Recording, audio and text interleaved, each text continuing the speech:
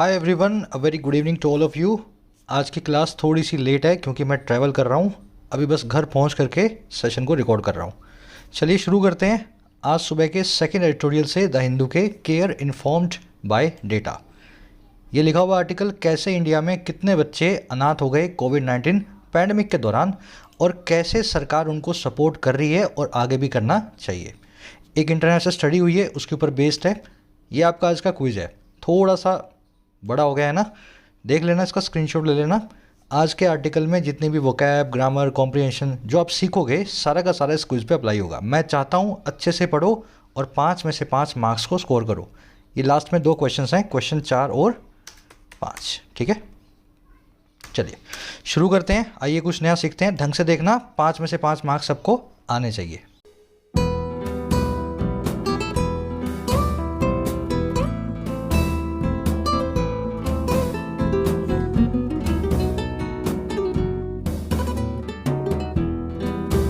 अच्छा, competitive exam aspirants अपनी app को जरूर डाउनलोड करें प्ले स्टोर से, your English tutor. First comment में इसका लिंक डाल रहा हूँ। आपको यहाँ पे अफोर्डेबल प्राइसेस में अच्छे और बेहतरीन कोर्सेज मिलते हैं। डिस्क्रिप्टिव का, बैंकिंग का, एसएससी का, सभी कोर्स मैं खुद बनाता हूँ। फ़ायदा आप इनका ऐप पे जा करके ले सकते हो। कह रहा है केयर इन्फॉर्म्ड बाय डेटा। देखिए, इन्फॉर्म्ड बाय का मतलब होता है ऑन द बेसिस ऑफ, है ना। केयर का मतलब होता है देखभाल, डेटा का मतलब होता है इंफॉर्मेशन। कहने का मतलब है ऐसी देखभाल हो जो डेटा के बेसिस पे हो। अब ये कैसे होगी? पहले तो आप डेटा निकालो कितने लोगों की मौत हुई है और कितने बच्चे अनाथ हुए हैं। फिर आप ये डेटा निकालो कि जो केयर आपने दी थी उनसे कितने बच्चों का भला हुआ है। तो इस तरीके से डेटा के बेसिस पे आपको केयर करनी है। खाली स्कीम्स बना करके ऐसा नहीं कह देना कि हमारा काम पूरा हुआ। जो भी करो डेटा के बेस पे उसको एवेल्युएट करो। आगे डिटेल में बताएगा कैसे इंडिया कर रहा है। बात की जा रही है on children orphaned by the pandemic. उन बच्चों की बात की जा रही है जो पैंडमिक में ऑर्फन हो गए हैं, अनाथ हो गए हैं। ऑर्फन समझते हैं ना, ऐसा एक बच्चा जिसके मदर और फादर दोनों पेरेंट्स जो हैं किसी वजह से, किसी एक्सीडेंट से, किसी भी रीज़न से चले जाएं, है ना। डेड पेरेंट्स होते हैं किसी बच्चे के, वो कहलाता है ऑर्फन यानी कि अनाथ। तो बात इन्हीं बच्चों की जा रही है जो अनाथ हुए हैं इस महामारी के दौरान। अब मैं आपको एक बहुत अच्छा सा वोकैब वर्ड बताता हूँ। ऑर्फन तो आपने देख ही लिया है, ऐसा बच्चा जो अनाथ हो जाए, है ना, अनफॉर्चुनेट बच्चा। एक और वर्ड है हमारे पास, फाउंडलिंग। फाउंडलिंग इसका मतलब क्या होता है? ऐसा बच्चा जिसको अबेंडन किया जा चुका है। मम्मी पापा तो इसके भी नहीं है, लेकिन इसके मम्मी पापा है कौन ये इसको पता ही नहीं है। आ रही बात समझ में? कभी कभी आपने पढ़ते हैं ना, बच्चे को छोड़ के चले गए कचरे के डब्बे में, तो वो बच्चा जो है फाउंडलिंग बन जाता है। इस वर्ड को याद रखना बड़ा आसान है। ये बच्चा फाउंड करता है अपने पेरेंट्स को, ढूंढता रहता है। इसको पता ही नहीं है इसके पेरेंट्स कौन है, अबेंडन करके चले गए हैं, है ना। तो जो अपने माँ बाप को ढूंढे, जिसको अपने माँ बाप के बारे में पता ना हो, वो बच्चा कहलाता है फाउंडलिंग। एक तरह से ऑर्फन ही होता है इस टाइप का बच्चा भी। चलिए अब डिटेल में देखेंगे क्या कहना चाह रहा है इसके टाइटल पैराग्राफ से। ये फाउंडलिंग एक वन वर्ड है, वन वर्ड वाली क्लास में, मतलब वहाँ पे आप इसको बिठा लेना नोट्स के अंदर। कहना चाह रहा है India must pursue schemes for the rehabilitation of children orphaned by the pandemic. कह रहा है इंडिया को परस्यू करना ही चाहिए। परस्यू करना मतलब किसी चीज़ के पीछे लग जाना, किसी चीज़ को पाने की कोशिश करना। जैसे आप परस्यू कर रहे हो किसी एग्ज़ाम को, आप परस्यू कर रहे हो किसी कोर्स को, तो वैसे ही इंडिया को परस्यू करना चाहिए ऐसी स्कीम्स को अचीव करने की कोशिश करना चाहिए जो हो रिहेबिलिटेशन के लिए, पुनर्वास के लिए। रिहेबिलिटेशन मतलब किसी आदमी को उसकी जिस अवस्था में था उसी अवस्था में फिर से लाना, है ना, उसको फिर से बसाना। तो कह रहे हैं फिर से बसाने के लिए ऐसे बच्चों को जो ऑर्फन्ड हो चुके हैं, जो अनाथ हो चुके हैं इस पैंडमिक यानी कि महामारी के द्वारा, बाय द पैंडमिक। तो ऐसी स्कीम्स पे इंडिया को खूब अभी फोकस करना है। बच्चे जो अनाथ हो गए हैं उनको फिर से बसाना है दूसरे पेरेंट्स के साथ में, है ना। इंडिया आपका सब्जेक्ट है, मस्ट परस्यू आपकी वर्ब है। सब्जेक्ट और वर्ब ऐसे ही ग्रीन और पिंक कलर में मिलेंगे पूरे आर्टिकल में। कोई भी सेंटेंस उठा लो, उसका सब्जेक्ट ग्रीन में और वर्ब पिंक में आपको मिल जाएगी। अंडरस्टैंडिंग का पहला स्टेप यही है जो लोग क्लास में नए हैं उनके लिए, है ना। रिहेबिलिटेशन मतलब किसी को फिर से बसाना। इसको रेस्टोरेशन और रिफॉर्मेशन भी बोलते हैं। फिर से बसा दिया, रिहेबिलिटेट कर दिया। चलिए आगे बढ़े। अब एक काम करेंगे, इस आर्टिकल की सारी वोकैबुलरी पर नज़र मारेंगे ताकि अपने इसको स्मूथली पढ़ते जाएं। ये अपनी वोकैब शीट आज की। सारे पुराने और नए वर्ड्स इसी शीट में रोज़ अपडेट होते हैं। टेलीग्राम ग्रुप से आप इसको डाउनलोड करें, YT your English tutor search करोगे टेलीग्राम में, सर्च करते ही आपको ये ग्रुप मिल जाएगा। आज के अपने वर्ड्स हैं एम्बिट, पैराडाइम, परस्यूट, सोफिस्टिकेटेड और पुट आउट।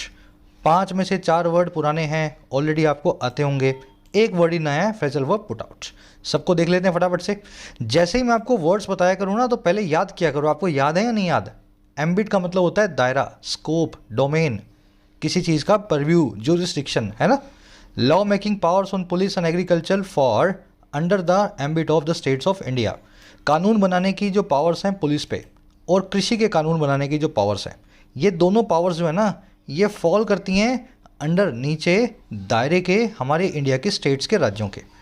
तो दायरा को बोलते हैं एम्बिट। इसका एक सिनोनिम है रियाम, जिसको आज आप पार्टिकल में देखने वाले हैं। दायरा यानी कि रियाम।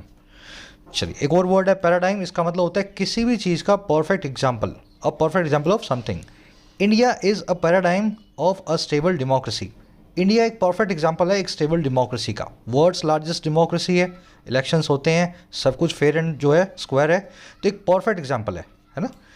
पैराडाइम को, परफेक्ट एग्जाम्पल को आप प्रोटोटाइप, एपिटमी, ये बहुत अच्छा वर्ड है, एडवांस वर्ड है, एपिटमी। एपिटमी है ना, एपिटोम मत बोलना, एपिटमी। और एक वर्ड है इसके लिए पैरागॉन। ये पैरागॉन की चप्पल भी आती है ना, पैरागॉन, ये वही पैरागॉन है, एपिटमी और पैरागॉन। तो ये पैराडाइम के परफेक्ट एग्जाम्पल के सिनोनिम्स हैं। आगे बढ़ेंगे नेक्स्ट वर्ड की तरफ। ये भी पुराना वर्ड है, परस्यूट। अभी मैंने आपको करवाया है। परस्यू नाम की वर्ब से बना है परस्यूट नाम का नाउन। परस्यू मतलब किसी चीज़ की पीछा करना, किसी चीज़ को पाने की कोशिश करना, है ना। जैसे मैं परस्यू कर रहा हूँ एमबीए, तो मैं एमबीए को परस्यू कर रहा हूँ, मैं कोशिश कर रहा हूँ अपनी एमबीए को फुलफिल करूँ, पूरा करूँ। तो वहीं से परस्यूट नाम का नाउन बना है, जिसका मतलब होता है आपकी इच्छा, आपके चेज, आपके डिज़ायर्स, जिन चीज़ों की आपको नीड है। The pursuit of happiness ends with the death. जो खुशी की इच्छा है या खुशी की चाह है ना, हर तरफ खुशी हो, ऐसे जो परस्यूट ऑफ हैप्पीनेस है, ये सिर्फ मौत के साथ ही खत्म होता है, एंड्स विद द डेथ। ये एक प्रोवर्ब है इंग्लिश में। इसको क्वेस्ट और एस्पिरेशन भी बोलते हैं, आपकी महत्वाकांक्षा को, परस्यूट को। चलिए, एक और वर्ड है सोफिस्टिकेटेड। इसको ऐसे दिमाग में ढाल लो। एक तो होता है गांव वाला बच्चा, एक होता है शहर वाला बच्चा, है ना। तो गांव वाला होता है, वो होता है रस्टिक। लिख दूँ क्या यहाँ पे वर्ड? इसका बिल्कुल उल्टा होता है, ऑपोजिट लिख देता हूँ यहाँ, रस्टिक। ठीक है। उसको मतलब गांव के तौर तरीके, खाने पीने के, रहने के, उठने बैठने के रहते हैं उसके, रस्टिक होता है वो, है ना। और शहर वाला कैसा हो जाता है? सोफिस्टिकेटेड हो जाता है वो। उसको फोक अलग से यूज़ करना है ना। उसको जाना है तो ऊबर में जाना है। तो वो इस टाइप का जो रिफाइंड पर्सन होता है, रिफाइंड कोई चीज़ होती है हाई लेवल की, वेरी एडवांस या डेवलप्ड, उसको बोलते हैं अपने sophisticated. Spammers nowadays are using sophisticated technology to cheat in their examinations. आजकल जो ठगीबाज लोग हैं, स्कैमर्स जो हैं, बेईमान लोग, वो सोफिस्टिकेटेड टेक्नोलॉजी को यूज़ कर रहे हैं, रिफाइंड टेक्नोलॉजी को, वेरी एडवांस टेक्नोलॉजी को यूज़ कर रहे हैं अपने एग्जाम में चीट करने के लिए। सुना होगा ना आपने, अपने जो है शूज़ के अंदर ब्लूटूथ लगा करके आ गए, इस तरह के काम कर रहे हैं सोफिस्टिकेटेड टेक्नोलॉजी का इस्तेमाल करके। तो सोफिस्टिकेटेड, इसको आज आप आर्टिकल में देखने वाले हैं। डिटेल में करवा दिए वर्ड आपको। लास्ट में आ जाओ, पुट आउट। पुट आउट एक फ्रेजल वर्ब है, इसके 2 मीनिंग है। पहला मीनिंग है, जब आपका हैप्पी बर्थडे होता है तो आप क्या करते हो? अपनी मोमबत्तियाँ जो रखी होती हैं, है ना, किसमें? केक के अंदर, उनको बुझाते हो ना। तो फूंक मार के किसी चीज़ को बुझाना या पानी डाल के किसी फायर को एक्सटिंग्विश करना कहलाता है पुट आउट करना। आ रही है बात समझ में? अगर किसी आग वाग को जला रहे हो तो पुट आउट करते हो, आप एक्सटिंग्विश करते हो। और पुट आउट का एक दूसरा मीनिंग भी है, किसी थॉट को पुट कर देना आउट, सबके सामने एक्सप्रेस कर देना। समझ में आई? अपनी थॉट को, अपनी किसी बात को फॉर्मली एक्सप्रेस करना, सबके सामने पब्लिश करना, अखबार में इश्तेहार देना, या फिर किसी फायर को बुझाना, पुट आउट, दोनों ही फ्रेजल वर्ब के मीनिंग होते हैं। अब यूज़ करके दिखा रहा हूँ। Locals were trying to put out the fire in the forest. Locals कोशिश कर रहे थे कि जंगल में लगी हुई आग को पुट आउट करें, एक्सटिंग्विश करें, blow out, do away with करें, एनालेट करें, ख़त्म करते। तो ये तो हो गया पहला वाला मीनिंग। दूसरा देख लो, the UN president has put out a request for cease fire in the war. United Nations president ने पुट आउट किया है, एक्सप्रेस किया है, पब्लिश किया है, सबके सामने रखा है। और किसको? एक रिक्वेस्ट को, वॉर में, सीज फायर के लिए, वॉर में युद्ध विराम के लिए। सीज फायर मतलब गोलीबारी बंद हो जाए, थोड़ी देर के लिए रेस्ट आए। चलिए, डिटेल में करवा दिए 5-6 वर्ड्स। अगर कंसिस्टेंट रहते हो तो ये आपका वोकैब का पूरा क्लास हो जाता है हर रोज़। कंसिस्टेंसी से आपको फॉलो करना है। अब एक काम करेंगे, आर्टिकल की आपको समरी दे देता हूँ, किस बारे में लिखा हो आपको पता लगे। उसी के साथ आप सभी कॉम्पिटिटिव एग्जाम एस्पायरेंट्स को मॉक टेस्ट के लिए मैं रिफ़र करूँगा टेस्टबुक.com। इसकी खूबी ये है कि इसमें 470 एग्जाम्स के 34,000 से ज़्यादा मॉक टेस्ट एक सिंगल पैकेज में अवेलेबल हैं। अब 34-35 हज़ार मॉक टेस्ट हैं, तो इसमें इजी भी होंगे, डिफ़िकल्ट भी होंगे, मॉडरेट भी होंगे। हर तरह के मॉक टेस्ट को प्रैक्टिस करने का आपको मौका मिलता है। ये सारे मॉक टेस्ट सभी एग्जाम्स के एक सिंगल पैकेज में अवेलेबल है। 1 साल की वैलिडिटी 399 से, 3 साल की वैलिडिटी में 599 से। लेकिन 1 ईयर पास और 3 ईयर पास पे अगर आप कोड लगाते हैं YT10 तो आपको एडिशनल डिस्काउंट मिलता है 1 ईयर पास 360 में और 3 ईयर पास 540 के अंदर। जरूर से डिस्काउंट का फ़ायदा उठाएं, कोड लगाएं YT10। इस वीडियो के फर्स्ट कमेंट में ऐप का लिंक आपको मिल जाएगा। चलिए, समरी बहुत आसान है। इंडिया ने एक एस्टीमेट लगाया, उसमें पता लगा कि 1.5 लाख बच्चे इंडिया के अंदर ऑर्फन हुए हैं पैंडेमिक के दौरान। ये सरकारी आंकड़ा है। लेकिन एक और आंकड़ा आया लैंसेट नाम की एक रिसर्च कंपनी का। उस आंकड़े ने बताया कि 1.25 लाख 1.5 लाख नहीं है, इंडिया में 19 लाख बच्चे हैं जो पैंडेमिक से ऑर्फन हुए हैं। हमारा आर्टिकल क्या कह रहा है? कह रहा है चाहे 19 हुए हैं चाहे 1.5 हुए हैं, लेकिन इंडिया ने बहुत अच्छा एग्जाम्पलर दिखाया है, एक बहुत अच्छा पैराडाइम दिखाया है ऐसी स्कीम्स बना करके बच्चों के लिए इस टाइप के, और उनको जो है रिहेबिलिटेट करके। लेकिन अब नीड क्या है?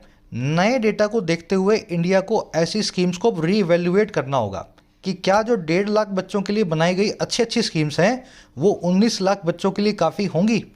और दूसरा क्या करना होगा, जो स्कीम्स आपने बनाए हैं उनके रिजल्ट्स को पुट आउट करना होगा, पब्लिश करना होगा लोगों के सामने। स्कीम बनाई, पैसा लगा, तो पता तो लगे कितने बच्चे बसे हैं, कितने बच्चों को अडॉप्ट करवाया गया, कितने बच्चों को फोस्टर केयर होम्स में डाला गया है, कितने बच्चे स्कूल जा रहे हैं, कितने बच्चे हेल्दी हैं, जिंदा हैं। आ रही बात समझ में? तो कह रहे जो भी है आपने स्टेप्स बहुत अच्छे उठाए हैं। अब नया डेटा देख करके अपनी स्ट्रेटजी को जो है रिफाइन करो और बताओ कि क्या आपका रिजल्ट अभी तक रहा उन स्टेप्स का। बस यही आज इसकी समरी है। आज की टोन थोड़ी सी प्रेजिंग भी है ना, प्रेज कर रही है गवर्नमेंट के एफर्ट्स को, और थोड़ी सजेस्टिंग भी है। आगे गवर्नमेंट को क्या करना चाहिए वो सजेस्ट भी कर रही है, ठीक है। तो प्रेजिंग और सजेस्टिंग टोन इस आर्टिकल की मैं दूंगा। चलिए शुरू कर लेते हैं। बहुत इंटरेस्टिंग आर्टिकल है। कह रहा है numbers can often be hustled to tell many tales, semicolon, but it is the story that is picked on the basis of the desire to do what is normally right that sets the course for meaningful action। कह रहे जो आंकड़े हैं ना, अक्सर उनको हासिल किया जा सकता है। हासिल करने का मतलब होता है किसी चीज़ में धक्का मुक्की करना, किसी को ऊपर लाना, नीचे लाना। रेलवे स्टेशन पे आपने देखा होगा जब गाड़ी आती है तो हासिल करते हैं लोग गाड़ी में चढ़ने के लिए और गाड़ी से उतरने के लिए। अगर आप आंकड़ों को हासिल कर रहे हैं तो आंकड़ों को आप जो है फेरबदल कर रहे हैं, किसी आंकड़े को बढ़ा रहे हैं, घटा रहे हैं, डिस्टर्ब कर रहे हैं। आ रही बात समझ में? कह रहे हैं आंकड़ों को अक्सर हिलाया जुलाया जा सकता है, हासिल किया जा सकता है, डिस्टर्ब किया जा सकता है। और क्यों? बहुत सारी टेल्स बताने के लिए, बहुत सारी कहानियों को सबके सामने रखने के लिए, है ना। कह रहे लेकिन हुआ क्या? ये जो स्टोरी है ना, इट इज़ द स्टोरी। और कौन सी स्टोरी भाई? जो कि पिक्ड होती है, जो कि उठाई जाती है, जो कि सबके सामने आती है, पिक करते हैं सभी लोग। और किस आधार पे? आधार पे उस डिज़ायर के, उस कोशिश के, उस इच्छा के, परस्यूट के, जो है करने की एक ऐसे काम को, टू डू, जो काम मोरली राइट है, नैतिक तौर पे सही है। कह रहा है ऐसी जब एक स्टोरी हमारे सामने आती है ना, कौन सी स्टोरी? इस टाइप की, जो कि कुछ सही की बात करे। कह रहा है ये वो वाला काम है जो कि सेट करती है, यही वो स्टोरी है जो कि सेट करती है कोर्स को, रास्ते को मीनिंगफुल एक्शन के। देखो इस सेंटेंस को गहरा है थोड़ा सा, आपने वर्ड फॉर वर्ड ट्रांसलेट कर लिया, मैं आपका इसका मीनिंग समझा देता हूँ। कह रहा आंकड़े तो आप कितने भी मनगढ़ंत बना लो, ऊपर कर लो, नीचे कर लो, किसी आंकड़े को बड़ा करके दिखा दो, है ना, लोगों के दिमाग में अलग अलग इंप्रेशंस आएंगे, हो सकता है ये, है ना, बहुत सारी कहानियाँ बता सकते हो। लेकिन जब कोई कहानी हमारे सामने आती है ना, आंकड़े नहीं कहानी, और जो कि इस तरह की कहानी होती है जो मोरली राइट की बात करे, ऐसी ही कहानी हमेशा मीनिंगफुल एक्शन, सार्थक कदम की एक जो है नींव को रखती है, सेट करती है कोर्स को, उसके रास्ते को बनाती है। अब देखो वो कहानी क्या है वो आपको आगे बता देगा। चलो, नंबर्स की वर्ब है can often be hustled. Hustle का मतलब मैंने बता दिया, डिस्टर्ब करना। पैसिव वॉइस बना हुआ है मॉडल वर्ब के साथ। टेल मतलब कहानी। सेमी कोलम के बाद में एक नया क्लोज शुरू हुआ है जो कि पहले वाले क्लोज से जुड़ा हुआ था। दोनों के बीच में फुल स्टॉप भी आ सकता था, लेकिन यहाँ पे सेमी कोलम लगा दिया गया है ना। सेमी कोलम से दो इंडिपेंडेंट क्लोजेस को मिलाया जाता है जिनका आपस में गहरा कनेक्शन हो। इट की वर्ब है इज, वट की वर्ब है इज, दैट की वर्ब है सेट्स, और यहाँ पे दैट की वर्ब है इज पिक्ड। ये दैट आया स्टोरी के लिए। चलिए आगे बढ़े। अब देखो क्या हुआ। कह रहा है the recent Lancet estimates of COVID-19 associated orphanhood which put the number at over 19 lakh children orphaned as a result of COVID-19 has raised India's hackers। कह रहे रिसेंटली आया वो जो लैंसेट नाम के रिसर्च पेपर का जो एस्टिमेट है, लैंसेट है ना, द रीसेंट लैंसेट एस्टिमेट, और किसका है भाई? COVID-19 से एसोसिएटेड, जुड़ी हुई ऑर्फनहुड का, बच्चों के अनाथ हो जाने का। ऑर्फनहुड जानते हैं, बच्चों के अनाथ होने को बोलते हैं ऑर्फनहुड, है ना। तो कह रहे जो एस्टिमेट है ना, अब ये एस्टिमेट कौन सा है, जो कि पुट करता है, रखता है इस नंबर को लगभग 19 लाख से ऊपर। और कौन से बच्चे, वो बच्चे जो ऑर्फन हुए हैं एक कोविड-19 के रिजल्ट के तौर पे, इसमें महामारी के परिणाम के तौर पे। कह रहा है इन एस्टिमेट्स ने रेज कर दिया है इंडिया के हैकल्स को, इन एस्टिमेट्स ने इंडिया को चिढ़ा दिया है, इंडिया को बड़ा अपसेट कर दिया है। आई बात समझ में। तो इंडिया कहता था हमारे तो 1.5 लाख ही हुए हैं, अब ये एस्टिमेट बता रहे हैं किसी फॉरेन फर्म के कि 1.5 नहीं आपके 19 हुए हैं, हालांकि ये मैथमेटिकल मॉडल है, रियल डेटा इसका भी नहीं है। एस्टिमेट्स की वर्ब है हैज़ रेज्ड, विच की वर्ब है पुट। चलिए, ऑर्फनहुड, ब्रदरहुड, सिस्टरहुड, नेबरहुड, ये हुड का मतलब होता है, समझ गए ना, एनवायरनमेंट, ऐसा समझ लो। ऑर्फनहुड मतलब आप एक ऑर्फनेज के एनवायरनमेंट में आ गए हो, आप एक ऑर्फन हो, आप मतलब कोई भी पर्सन ऑर्फनहुड में, मतलब वो बंदा ऑर्फन हो जाता है। फ्रेंडशिप में जब नेबरहुड होता है तो वो आपका नेबर हो जाता है ना। ब्रदरहुड होता है तो उसका भाईचारा हो जाता है आपसे। तो एक रिलेशनशिप या इन्वायरमेंट में आना जो है हुड नाम का वर्ड बताता है, ऑर्फनहुड ऐसे बना है।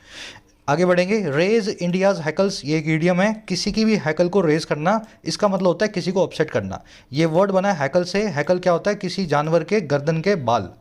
आप किसी जानवर को गर्दन से पकड़ो, परेशान हो जाएगा वो, चाहे मुर्गा हो चाहे बकरा हो, समझ गए ना, कोई भी जानवर हो जिसको उसी गर्दन से पकड़ोगे ना या उसको परेशान करोगे तो उसके हैकल्स रेज हो जाएंगे। जैसे ही हैकल रेज होंगे आप समझ लेना चिढ़ गया है, अब मेरे पास नहीं आएगा। चलो, यहाँ से रेज समवन साइकिल, किसी को अपसेट करना। Care the Landsat study generated numbers based on modeling and therefore only estimates and not actual numbers are available। अब बता रहा है लैंडसेट का डेटा आया कहाँ से। कह रहा है लैंडसेट की स्टडी ने जनरेट किया है नंबर को, आंकड़ों को मॉडलिंग के हिसाब से। मॉडलिंग होता है मैथमेटिकल मॉडलिंग, कंप्यूटर के हिसाब से, समझ गए ना। कंप्यूटर में एक सिस्टम बनाया जाता है, उसमें अनुमान लगाया जाता है। तो कह रहा है ये नंबर जो है सारे अनुमान के ऊपर आधारित है, लेकिन वैज्ञानिक अनुमान, साइंटिफिक एस्टिमेट्स पे। कह रहा है इस प्रकार से देयरफॉर सिर्फ एस्टिमेट्स, ना कि एक्चुअल नंबर्स हैं, वो है अवेलेबल। आई बात समझ में। एस्टिमेट्स ही अवेलेबल है हमारे पास साइंस के हिसाब से, एक्चुअल नंबर्स ही लैंडसेट वालों ने आकर के कोई स्टडी करके हमें नहीं बताए हैं। स्टडी की वर्ब है जनरेटेड, एस्टिमेट्स और जो एक्चुअल नंबर्स इनकी वर्ब है आर, ये बीच में जुड़े हुए हैं एंड नाम की कंजंक्शन से। आगे बात समझ में, ये डेटा कहाँ से आया, चलो आगे बढ़ते हैं। कह रहा है globally it estimated that 52 lakh children had been rendered orphans by the pandemic। दुनिया भर में इसने एस्टिमेट किया लैंडसेट ने, खाली इंडिया की बात नहीं है, 52 लाख बच्चे जो हैं वो रेंडर कर दिए गए ऑर्फन्स इस पैंडमिक के द्वारा। आगे बात समझ में। तो ऐसा इस पैंडमिक, इस जो है स्टडी का मानना है कि 52 लाख बच्चे ऑर्फन हुए महामारी के दौरान। इट की वर्ब है एस्टिमेटेड, चिल्ड्रन की वर्ब है हैड बीन रेंडर्ड। अब देखो रेंडर नाम की वर्ब आपको यूज़ करनी आती है, बहुत बार करवा भी चुका हूँ। क्या इस सेंटेंस में एक टेक्निकल एरर मुझे बता सकते हो? क्या इस सेंटेंस में एक टेक्निकल एरर आप मुझे बता सकते हो? चलो देखो, रेंडर नाम के वर्ड को देखेंगे, सॉरी रेंडर नहीं, यहाँ पे मुझे ऑर्फन डालना चाहिए, है ना। ऑर्फन, ऑर्फन एक नाउन है और एक वर्ब है, ठीक है। एडजेक्टिव होता है ऑर्फन्ट, वर्ब की थर्ड फॉर्म एडजेक्टिव बन जाती है। नाउन ऑर्फन का मतलब है एक बच्चा जो अनाथ हो, और वर्ब का मतलब है किसी को orphan banana. When someone orphan somebody, तो वो दूसरे के पेरेंट्स को मार रहा है ना, ऑर्फन कर रहा है उसको। अब मुझे बताओ, अगर ऑर्फन नाउन और वर्ब है, अगर ऑर्फन नाउन और वर्ब है, क्या रेंडर वर्ब के बाद में नाउन और वर्ब यूज हो सकती है? चलो रेंडर की स्ट्रक्चर देख लेते हैं फटाफट से। रेंडर वर्ब ऐसे ही चलती है, रेंडर समवन समथिंग, इसका मतलब होता है किसी को कुछ बना देना, किसी को कुछ बना देना। The accident rendered him a cripple, accident ने उसको एक क्रिपल यानी कि हैंडीकैप बना दिया। Pandemic has rendered children orphans, pandemic ने बच्चों को अनाथ बना दिया। देखो स्ट्रक्चर को आप समझोगे तो आपको यही पता लग जाएगा क्या एरर साइन में। सुनने में सही लग रहा है, लेकिन ध्यान रखें रेंडर वर्ब जो बनाएगी वो एडजेक्टिव फॉर्म में लेगी। क्रिपल, ऑर्फन, ये सब के सब नाउन्स हैं। अगर आप यहाँ क्रिपल लिखोगे तो क्रिपल एक नाउन निकलेगा और वर्ब निकलेगा। देखो वर्ब भी है और नाउन भी है, तो इसकी एडजेक्टिव फॉर्म होती है क्रिपल्ड। यहाँ पे अ क्रिपल ना लिखें कृपा करके, और इसको एडजेक्टिव में बदलें, यहाँ लिखें क्रिपल्ड। आई बात समझ में। रेंडर वर्ब हमेशा अपने बाद एडजेक्टिव लेती है, तो एक्सीडेंट रेंडर्ड हिम क्रिपल्ड, ना कि अ क्रिपल, नाउन नहीं बल्कि एडजेक्टिव। और उसी तरीके से ऑर्फन भी एक एडजेक्टिव है, सॉरी नाउन है या वर्ब है, इसकी थर्ड फॉर्म एडजेक्टिव काम करती है, यहाँ लिखें ऑर्फन। ये बहुत टेक्निकल एरर है, SBI PO वाले क्वेश्चंस हैं उस लेवल के, है ना। छोटे मोटे एग्जाम्स में आपको इस तरह का टेक्निकल देखने को नहीं मिलेगा। तो यहाँ पे साफ से गलती हो गई छोटी सी, चलो माफ़ कर देते हैं इनको, आगे बढ़ते हैं। कह रहा the study in its original period March 1st 2020 to April 30 2021 was revised with updates based on access mortality and fertility data used to model increases in estimates of COVID-19 associated orphanhood between May 1st and October 31st 2021 for 21 countries। अब ये इसमें ये बता रहा है study कैसे हुई, कब हुई और कहाँ पे हुई। कह रहा है ये स्टडी हुई थी ना अपने ओरिजिनल पीरियड में, जो शुरुआती पीरियड में हुई थी, जो पहली बार हुई थी। और कब? इसका पीरियड था मार्च 1 2020 से अप्रैल 30 2021, यानी कि 14 महीने का। कह रहा है ये स्टडी पहले हुई ओरिजिनल, फिर इसको किया गया रिवाइज। अब देखो रिवाइज कैसे किया गया, विद साथ ही उन अपडेट्स के, वो अपडेट्स जो आधारित थी एक्सेस मोर्टेलिटी और फर्टिलिटी डेटा के। तो इस स्टडी में और ज़्यादा अधिक मोर्टेलिटी यानी कि मौतों का, और फर्टिलिटी यानी कि जन्म का, है ना, कितने बच्चे पैदा हो रहे हैं और कितने लोग डेड हो रहे हैं। तो इस डेटा को, अपडेट को इसके अंदर अपडेट किया गया। अब कह रहे हैं ये डेटा क्यों यूज़ किया गया, ये इस्तेमाल किया गया मॉडल इंक्रीजेस के लिए, और किस में? एस्टिमेट्स में कोविड-19 से जुड़े हुए अनाथपने में, ऑर्फनहुड में। आया समझ में? इस तरीके से इस डेटा को यूज़ करके और ज़्यादा निकाला गया कितने बच्चे अनाथ हुए हैं। कह रहे हैं ये स्टडी जो है रिवाइज़ की गई, और ये रिवाइज़ कब हुई है? ये सर हुई है मई 1 से अक्टूबर 21 2021 में, जो है 21 कंट्रीज़ के लिए। तो सबसे पहले हुई थी 14 महीने में जब पैंडेमिक आई थी, मार्च 1 से अप्रैल 30 के बीच में। फिर 14 महीने के बाद इन्होंने नया डेटा उठाया फर्टिलिटी और जो है मोर्टालिटी का, और बाकी के 6 महीने मई से अक्टूबर के महीने को भी अपडेट किया 21 देशों के अंदर। चलिए आगे बढ़ते हैं। सिंपल सेंटेंस है, बिटवीन और एंड आप जानते हैं हमेशा साथ चलेंगे, फ्रॉम टू और बिटवीन एंड, है ना, इनको आपको हमेशा जोड़े में चलाना है। यूज्ड टू यहाँ पे इस्तेमाल की बात कर रहा है, इसलिए वर्ब की बेस फॉर्म आई है यूज्ड टू, है ना। इस्तेमाल की अगर बात कर रहा हो तो वर्ब की बेस फॉर्म, और अगर ये बात कर रहा हो किसी के आदि होने की तो वर्ब की आईएनजी फॉर्म। चलिए ये कॉन्सेप्ट सब कर चुके हैं, आज सिर्फ याद करवा रहा हूँ, थोड़ा सा रिवाइज कर लो दिमाग में। कह रहा orphanhood was defined as the death of one or both parents or the death of one or both custodial grandparents। कह रहा ऑर्फन जो है वो डिफाइन किया गया था स्टडी में मौत के तौर पे, और किसकी? एक या दोनों माँ बाप की, और या फिर एक या दोनों कस्टोडियल ग्रैंड पेरेंट्स की। कभी कभी किसी बच्चे के माँ बाप नहीं होते तो उनके दादा दादी उनको पाल लेते हैं, अगर उनकी भी डेथ हो जाए तो भी बच्चे को ऑर्फन स्टडी में बताया गया। ऑर्फनहुड की वर्ब है वॉज डिफाइंड, कस्टोडियल मतलब जो कस्टडी में रखे, है ना, जिनके आप वास्तव में बच्चे नहीं हो लेकिन वो कस्टडी में आपको रख के आपको अपने बच्चे की तरह पाल रहे हैं।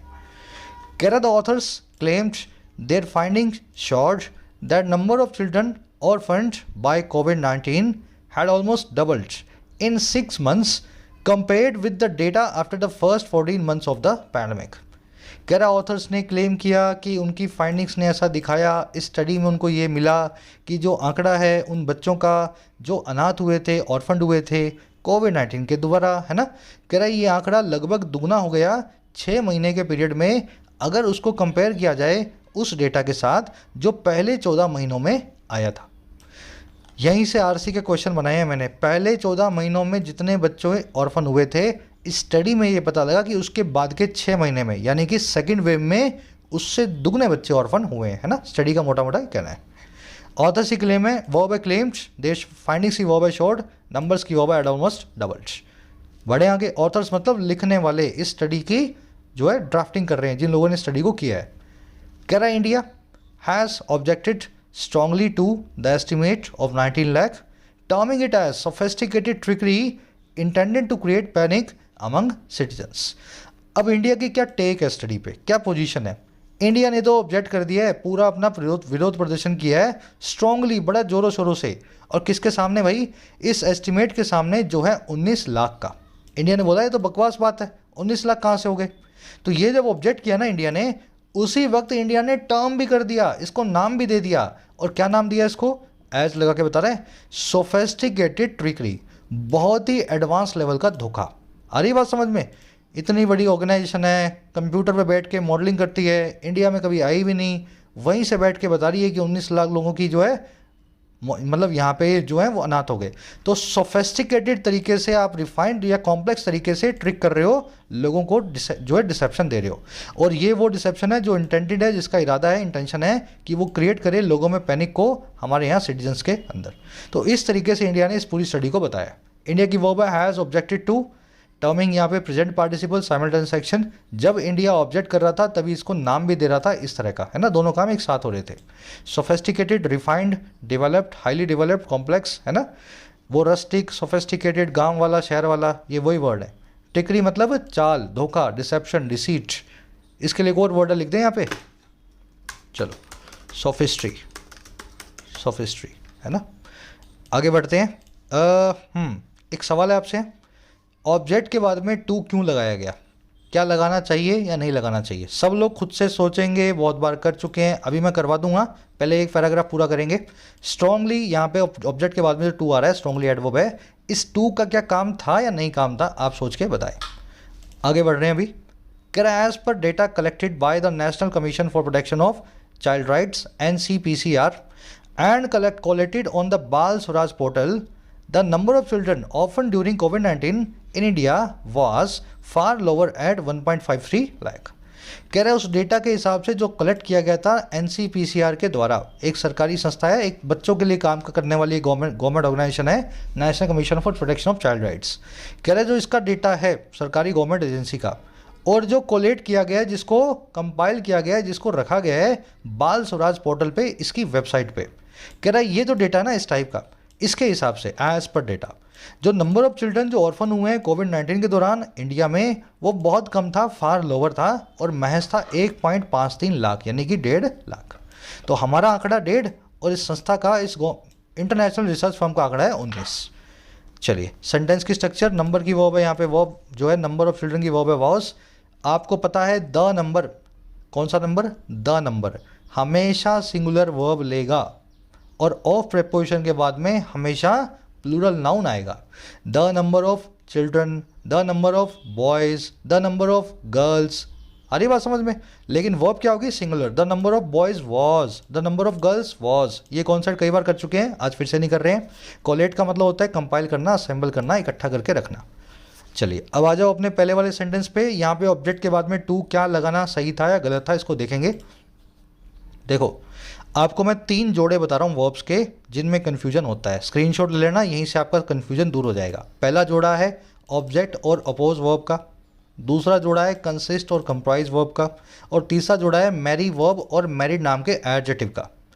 देखने में कन्फ्यूजिंग है लेकिन बड़ा आसान है। देखिए, ऑब्जेक्ट एक ऐसी वर्ब है जिसके बाद में हमेशा टू नाम का प्रेपोजिशन आएगा। क्या आएगा इनके बाद? हमेशा टू नाम का प्रेपोजिशन आएगा। लेकिन अपोज ये ऑब्जेक्ट वर्ब की सिनोनिम है, लेकिन अपने बाद कभी भी कोई प्रेपोजिशन नहीं लेती। The people objected to police brutality, people ने ऑब्जेक्ट किया, विरोध किया पुलिस की बर्बरता का। और people oppose to police brutality, इसका मतलब भी वही है। लेकिन ध्यान क्या देना है, ये जो टू लगाया था ये तो ठीक है, लेकिन यहाँ पे टू नहीं आएगा। आगे बात समझ में? ऑब्जेक्ट और अपोज एक ही बात है। ऑब्जेक्ट एक जो है, ऑब्जेक्ट जो है एक नॉन ट्रांजिटिव वर्ब है, इंट्रांजिटिव वर्ब, लेकिन अपोज जो है एक ट्रांजिटिव वर्ब है, अपने बाद कोई प्रीपोजिशन नहीं लेती। अब देखो इसमें पेज कहाँ है? पेज ये है कि सर अगर अपोज्ड एक एडजेक्टिव बन जाए, वर्ब की थर्ड फॉर्म बन के आ जाए, तो इसके बाद में टू आता है। पीपल आर अपोज्ड, लोग विरोधी हैं, आर अपोज्ड। अपोज यहाँ पे एक एडजेक्टिव है। People are good, people are bad, people are small, people are brave, है ना। तो पीपल आर अपोज्ड। ऐसे ही यहाँ पे गुड, बैड, ब्रेव, अपोज्ड भी एक एडजेक्टिव की तरह काम कर रहा है। तो people are opposed adjective form में अपोज अपने बाद में टू लेता है। बस इतना ही कॉन्सेप्ट है, आपको चेक कर लेना है। ऑब्जेक्ट लगा हुआ है वर्ब फॉर्म में तो टू लेगा, अपोज लगा हुआ है वर्ब फॉर्म में तो टू नहीं लेगा, और अपोज एडजेक्टिव फॉर्म में आ रहा है तो ऑब्जेक्ट की तरह ये भी टू लेने लगता है। ठीक वैसा ही करती है कंसिस्ट और कंप्राइज वर्ब। कंसिस्ट अपने बाद में हमेशा ऑफ लेगी। A day consist of 24 hours, एक दिन 24 घंटे से मिलके बना होता है। कंसिस्ट का मतलब होता है मिलके बना होना, है ना। कंप्राइज का मतलब भी वही है। A day comprises of 24 hours, यहाँ पे ऑफ को निकालना पड़ेगा। कंसिस्ट प्लस में ऑफ, कंप्राइज प्लस में नो प्रेपोजिशन। लेकिन कंप्राइज अगर कंप्राइज्ड हो, वर्ब की थर्ड फॉर्म एडजेक्टिव हो, a day is comprise 24 hours, यहाँ पे आपको ऑफ लगाना पड़ेगा। आगे बात समझ में। अपोज्ड कंप्राइज्ड हमेशा एडजेक्टिव फॉर्म में ऑफ या टू लेते हैं। इसकी निशानी होती है इनके पहले बी फैमिली वर्ब आ जाती है ना, इज, आर, एम, वॉज, वर, इस तरीके से। लास्ट टाइम मैरी, मैरी एक वर्ब है, वर्ब फॉर्म में मैरी के बाद कोई प्रीपोजिशन नहीं, लेकिन मैरी एक नाउन लेता, मैरी एक एडजेक्टिव फॉर्म में हमेशा टू लेता है। शी मैरिड टू हिम, उसने उससे शादी की, गलत है, टू निकाल दो। शी सब्जेक्ट है, मैरिड वर्ब है, नो प्रीपोजिशन। लेकिन she was married to him, इसका मतलब है वो उससे मैरिड थी, मैरिड यहाँ पे एक एडजेक्टिव है। She was tall, she was handsome, she was good looking and she was married. आ रही बात समझ में। She was married to him, वो उससे शादीशुदा थी, तो यहाँ पे टू आएगा। अच्छा कॉन्सेप्ट है, मेरे ख्याल से क्लियर हो गया होगा, स्क्रीनशॉट ले लो। चलो आगे बढ़ते हैं। ये कॉन्सेप्ट बार बार आप एग्जाम्स में देखोगे और कंफ्यूज होते हो। चलिए आओ नेक्स्ट पैराग्राफ पे। कह रहा while the study does include revised estimates for all the nations, the message that it seeks to convey is the absolute urgency with which governments must incorporate child care into any COVID-19 management program. कह रहे जहाँ ये study include करती है revise estimates को सभी Nations के लिए, 21 देशों में सारे एस्टिमेट्स को रिवाइज करके स्टडी लाई है। कह रहे वहीं पे जो मैसेज है ना, जिसको ये कोशिश करती है, सीख करती है कन्वे करने को, सबके सामने रखने को। कह रहे वो मैसेज जिसको एक्सप्रेस करना चाहती है वो है जो एब्सोल्यूट अर्जेंसी है। अर्जेंसी मतलब इमरजेंसी, एब्सोल्यूट मतलब पूरी तरह से। तो पूरी तरह से जो इमरजेंसी है ना, जिसके साथ में सरकारों को इनकॉर्पोरेट करना चाहिए, इंक्लूड करना चाहिए, दायरे में लेना चाहिए अपने चाइल्ड केयर को किसी भी कोविड-19 मैनेजमेंट प्रोग्राम में। आगे बात समझ में। तो सबका डेटा इस स्टडी में लिखा हुआ है, लेकिन इस स्टडी का मकसद ये नहीं है किसी को शर्मसार करना या किसी को, इसका मकसद ये है कि अब जो स्कीम बनाओगे उसमें इन ऑर्फन बच्चों को भी कंसीडर करके ही स्कीम को डिज़ाइन करो। स्टडी की वर्ब है डज इंक्लूड, मैसेज की वर्ब है इज, इट की वर्ब है सीक्स, इट आया यहाँ पे स्टडी के लिए। गवर्नमेंट्स की वर्ब है must incorporate, incorporate, include, involve, किसी को अपने दायरे में ले लेना। अर्जेंसी मतलब इमरजेंसी, एब्सोल्यूट मतलब पूरी तरह से। बढ़े आगे। कह रहा the state should proactively draw such children into the umbrella of care to save them from numerous adversities, poverty, violence, destitution and lack of access to education and health care. कह रहे ये स्टेट जो है ना, state मतलब राज्य है, कोई भी देश, कोई भी सरकार। कह रहे सरकारों को खुद ही प्रोएक्टिवली ड्रॉ कर लेना चाहिए, खींच लेना चाहिए। प्रोएक्टिवली मतलब बिना किसी के कहे, अपनी मन मर्जी से, है ना, प्रो एक्शन लेकर के प्रोएक्टिवली सरकारों को इनको ड्रॉ करना चाहिए। और किनको? ऐसे ऑर्फन बच्चों को। और कहाँ ड्रॉ करना चाहिए, कहाँ खींचना चाहिए? उस छाते में, उस अम्ब्रेला में जो है केयर का, देखभाल का। और किसको? क्यों? ताकि उनको सेव कर पाए इन बच्चों को बहुत सारी एडवर्सिटीज से, बहुत सारे जो है गलत हालातों से। एडवर्सिटी मतलब बैड जो है सर्कमस्टेंसेस। अब ये गलत हालात क्या क्या हो सकते हैं? गरीबी, वायलेंस, डेस्टिट्यूशन मतलब भुखमरी, और लैक ऑफ एक्सेस जो है एजुकेशन और हेल्थ केयर का। तो ये सब चीज़ें इन बच्चों के साथ होने वाली हैं। तो सरकारों को खुद से स्टेप्स लेकर के इन बच्चों को अपने केयर के छाते के नीचे, अम्ब्रेला के नीचे ले लेना चाहिए। स्टेट की वर्ब है शुड ड्रॉ, प्रोएक्टिवली मतलब सामने से, एक्सेस टू मतलब पहुंच, किसी चीज़ के लिए आपका एक्सेस। जब भी किसी चीज़ के लिए एक्सेस बताना हो तो एक्सेस टू लगा के बताएं, ना कि for. We don't have access for the water, we don't have access for water in this locality. हमारी लोकेलिटी में पानी का एक्सेस नहीं है। तो एक्सेस फॉर वाटर नहीं, एक्सेस टू वाटर, ये फिक्स्ड है, टू प्रीपोजिशन। चलिए आगे बढ़े। कह रहा था Indian government to its credit announced a grand plan for support for children forced into orphanhood by कोविड-19। अब बता रहा है सरकार के अच्छे कामों को, सरकार जो करके बैठी है ऑलरेडी स्टडी के आने से पहले। कह रहे सरकार जो है ना हमारी, इसके खुद के क्रेडिट के लिए, टू इट्स क्रेडिट मतलब एक बहुत ही इंप्रेसिव तौर पे, है ना, एक बहुत ही अच्छे काम के तौर पे। कह रहा है हमारी सरकार ने, बहुत ही अच्छी बात है, टू इट्स क्रेडिट अनाउंस किया था एक बड़े से प्लान को, ताकि सपोर्ट दे पाएँ ऐसे बच्चों को जो फोर्स इनटू हो गए हैं, जो मजबूर हो गए हैं ऑर्फनहुड में आने के लिए, अनाथ हो जाने के लिए कोविड-19 के द्वारा। आगे बात समझ में। गवर्नमेंट की वर्ब है announced, past indefinite tense, verb की second form. Force into orphanhood का मतलब है हालात ऐसे बन गए कि ये बच्चे मजबूर हो गए और ये जो हैं अनाथ हो गए, है ना, चाहते नहीं थे, ये फोर्स्ड हैं पैंडेमिक के द्वारा। अब देखो इसमें टू इट्स क्रेडिट, इस फ्रेज को कैसे यूज़ करना है। जब तक किसी चीज़ को यूज़ करके प्रैक्टिकली नहीं देखोगे वो नहीं सीख पाओगे। मैं कितना भी बता दूं, इसलिए सेंटेंसेस साथ में बनाया करो। टू इट्स समवन्स क्रेडिट का मतलब है किसी के लिए बहुत ही इंप्रेसिव अकॉम्प्लिशमेंट है। Ukraine to its credit is giving Russian troops a good fight. Ukraine के लिए बड़ी इंप्रेसिव बात है कि एक रशियन ट्रूप्स को बहुत ही अच्छे से एक फाइट दे रहा है। आ रही है बात समझ में? इट्स आया यहाँ पे यूक्रेन के लिए, टू इट्स क्रेडिट। वैसे ही the team to its credit has won and almost lost match. Team के लिए एक इंप्रेसिव बात ये है, एक इंप्रेसिव अकॉम्प्लिशमेंट ये है टू इट्स क्रेडिट कि इसने एक लगभग हारा हुआ मैच जीत लिया है। तो इस तरीके से to its credit, to my credit, to your credit subject के हिसाब से इसको चेंज कर लेना और यूज़ कर सकते हैं। चलिए आगे बढ़े। कह रहा many states announce rehabilitation plans including provisions for adoption, foster care, education and health care. Some admittedly more progressive than others, but the momentum was certainly built up in the country. अब बता रहा है भारत सरकार ने तो किया, states ने क्या किया? कह रहा है हमारे राज्यों ने भी अनाउंस कर दिया लोगों को, बच्चों को बसाने के लिए ऐसे प्लान्स को, रिहेबिलिटेशन प्लान्स को, है ना, जिसमें शामिल था ऐसे प्रोविजंस, ऐसे नियम जो थे अडॉप्शन के लिए, बच्चों को गोद लिए जाने के लिए, फॉस्टर केयर के लिए, लोगों बच्चों को फॉस्टर होम्स में पाले जाने के लिए, और उनकी एजुकेशन और हेल्थ केयर के लिए। इस तरह के प्रोविजंस जो थे हमारी स्टेट्स ने बनाए थे। कह रहे जिनमें से एडमिटेडली, अगर एडमिट किया जाए, ये साफ साफ हम एडमिट किए जो है एडमिट कर सकते हैं इस चीज़ को कि कई तो बहुत ज़्यादा प्रोग्रेसिव थे दूसरों की बजाय, है ना। किसी स्टेट ने बहुत बढ़िया प्लान बना दिया, किसी स्टेट ने बहुत कम प्लान बनाए। कह रहा है ऐसे स्टेट्स ने कई प्लान्स को अनाउंस किया, लेकिन कितना भी कम या ज़्यादा हों, बट लेकिन जो मोमेंटम था, जो पेस था, जो संवेग था, उसको निश्चित ही तौर पे बिल्डअप किया गया, बनाया गया देश के अंदर। तो स्टेट्स, सेंटर सभी ने मिलकर बच्चों के लिए बहुत सोचा है, बहुत सारे प्लान्स को डिज़ाइन किए। कहने का मतलब ये, स्टेट्स की वर्ब है अनाउंस्ड, मोमेंटम की वर्ब है वॉज बिल्टअप।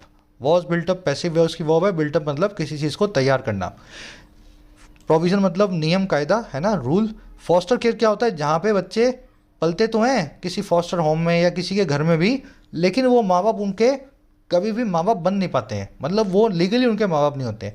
बच्चे वहाँ रहेंगे, पलेंगे, बड़े होंगे, फिर बड़े होने के बाद वो डिसाइड करेंगे 18 साल के बाद कि उनको अपने माँ बाप को लीगली माँ बाप बनाना है या नहीं बनाना, है ना। फॉस्टर केयर बोलते हैं इसको।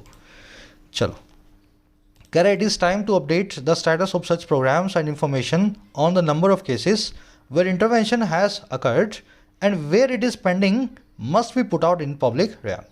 अब बता रहे इंडिया की कमी क्या है? ये सारे प्लान्स तो बना दिए, है ना, चल भी रहे होंगे, ये कमी ये है अब वक्त आ गया है कि अपडेट करें स्टेटस को सच प्रोग्राम्स, ऐसे प्रोग्राम्स के, और इन्फॉर्मेशन को भी अपडेट करें उन नंबर ऑफ केसेस पे जहाँ पे इंटरवेंशन को अगर किया गया है, जहाँ पे सरकार ने दखल अंदाजी की है, किसी बच्चे को डूबने से बचाया है। आई बात समझ में? और कहाँ पे, जहाँ पे ये पेंडिंग है, जहाँ पे अभी भी सरकार ने कुछ नहीं किया है, ऐसी इंफॉर्मेशन जो है उसको पुट आउट करना चाहिए। और किस पे? पब्लिक रियम में, पब्लिक डोमेन में। आ रही बात समझ में? तो वक्त आ गया, अपडेट करो ऐसे प्रोग्राम्स के स्टेटस का, और इन्फॉर्मेशन को पब्लिक में पुट आउट करो। पब्लिक को बताओ कि देखो कहाँ पे हमने क्या क्या किया है ना, कहाँ पे क्या क्या किया है और कहाँ पे अभी भी पेंडिंग है, ये सारी इन्फॉर्मेशन को पुट आउट करो। सब्जेक्ट है यहाँ पे इट, वर्ब है इसके इज, इन्फॉर्मेशन की वर्ब है must be put out, the number ये किसी का सब्जेक्ट नहीं है, ये ऑन प्रीपोजिशन का ऑब्जेक्ट है। इंटरवेंशन की वर्ब है हैज़ अकर्ड, इट की वर्ब है पेंडिंग। इट आया यहाँ पे इंटरवेंशन के लिए, intervention has occurred and where intervention is pending. ध्यान यही देना है, इंफॉर्मेशन की वर्ब है must be put out, information को डिस्क्लोज या पब्लिश करना चाहिए। चलिए बढ़े आगे। रियम, डोमेन, जुरिस्डिक्शन, परव्यू, एरिया, सबके सब किसी दायरे को बताते हैं।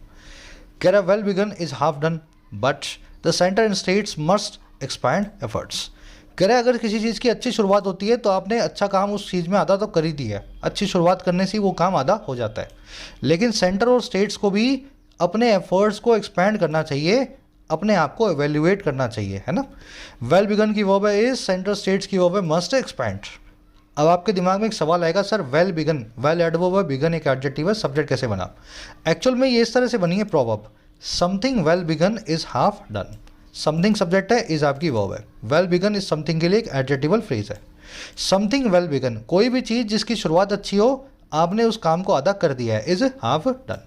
लेकिन इस फ्रेज, इस इडियम को बोलते बोलते बोलते बोलते अपने शॉर्ट फॉर्म में बोल देते हैं well begun is half done.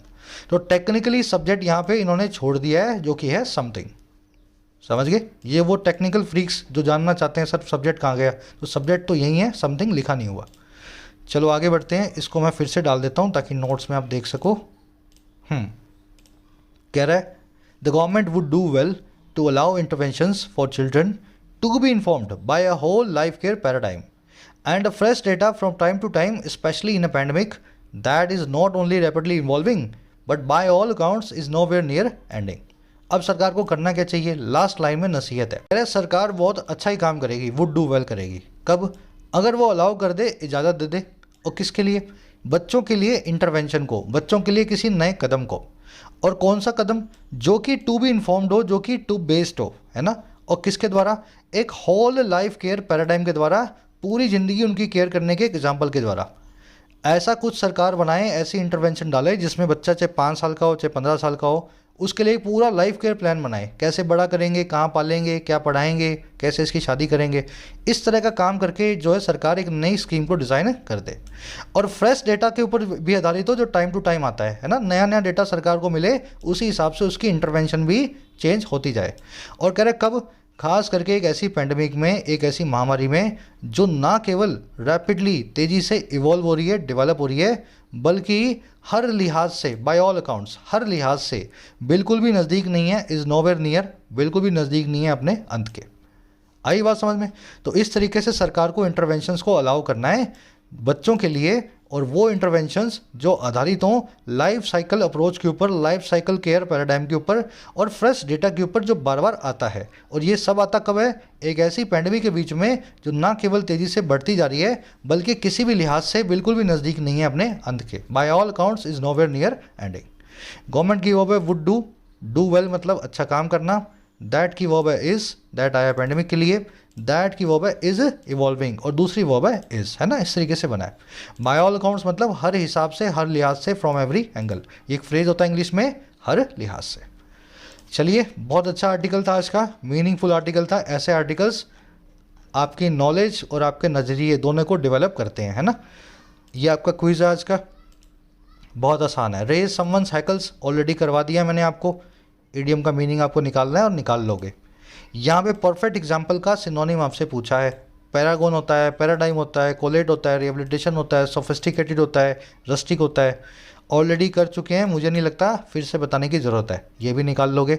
Last वाले में मिलेंगे आपको 2 एरर्स। पहली देख लेना अपोज नाम के वर्ड पे, नाउन है, एडजेक्टिव है, वर्ब है, चेक करना होगा। और दूसरा कंप्राइज नाम की वर्ब को भी चेक कर लेना, किस तरह का ये यहाँ पे वर्ड है, ठीक है ना। दोनों एरर्स को आपको यहाँ पे करना है फाइंड। अब ये 3 क्वेश्चन 4 क्वेश्चन तो आपको कर हिंट दे दिए मैंने, आप कर लोगे। फर्स्ट कमेंट में आंसर्स रखे हैं। फर्स्ट क्वेश्चन को अपने देख लेते हैं। देखिए, फर्स्ट क्वेश्चन कॉम्प्रिहेंशन का है। कह रहा है कौन सा ऐसा रेवलेशंस है, इज या आर द रेवलेशंस जो लैंसेट के एस्टिमेट वाली स्टडी में आए हैं बच्चों के अनाथ होने को लेकर के। तो कहने का मतलब कि जो भी आपने पढ़ा है इस पूरे आर्टिकल में, उनमें से इन चारों ऑल्टरनेटिव्स में से कौन सी बात इस आर्टिकल के हिसाब से सच है, जो सच में इस स्टडी ने जो है बताया। तो सबसे पहली चीज़, the number of pandemic induced cases of orphanhood in India was 1.53 lakh. देखो ये गलत है, ये स्टडी ने नहीं बताया, ये बताया सरकारी डेटा ने। आ रही बात समझ में? NCPCR ने बताया 1.53 लाख। इस स्टडी के हिसाब से तो इंडिया में 19 लाख बच्चे हैं। आ रही बात समझ में? चलो, दूसरा 19 lakh children were rendered orphaned by the pandemic globally. पूरी दुनिया में 19 लाख बच्चे अनाथ हुए हैं, ये डेटा भी गलत है। 19 लाख हुए तो हैं स्टडी के हिसाब से, लेकिन इंडिया में, ग्लोबली नहीं। ग्लोबली अगर देखोगे तो 52 लाख का कुछ आंकड़ा था। तो सेकंड वाला भी 19 गलत है, यहाँ पे 52 लाख होना चाहिए। 19 तो इंडिया में हुए हैं स्टडी के हिसाब से। अब तीसरा देखो, children orphan bye the pandemic initial 14 month period were double those orphan in the 6 month period after that. Pandemic के शुरुआती 14 महीनों में जो बच्चे अनाथ हुए थे वो दुगने थे उन बच्चों के जो बाद में आने वाले 6 महीने में हुए। देखो बिल्कुल उल्टा लिखा हुआ है। इसने यही बोला कि पहले 14 महीने में जितने बच्चे अनाथ हुए थे, सेकंड वेव में 6 महीने के अंदर उससे डबल हो गए। हमने क्या लिख दिया? सेकंड वेव में जितने हुए हैं पहले 14 महीने में उससे डबल हो गए। अगेन उल्टी बात है सर, सी भी आंसर नहीं है, डी आपका आंसर है। थोड़ा मुश्किल बनाया था मैंने, लेकिन ठीक है ना, मुश्किल सीखोगे नहीं, करोगे नहीं, फिर पेपर में गलत करोगे। चलिए, आउट ऑफ 5 कितने मार्क्स मिले? फर्स्ट में डी आंसर है, बाकी सबके आंसर्स मैंने डाल दिए कमेंट्स में, जाके चेक करें। जरूर से मुझे बताना कोई भी query relating to app, relating courses, ये नंबर है, आप इस पर व्हाट्सअप कर सकते हैं। मुलाकात होगी नेक्स्ट पार्ट में, नेक्स्ट क्लास में कल। Until then, signing out.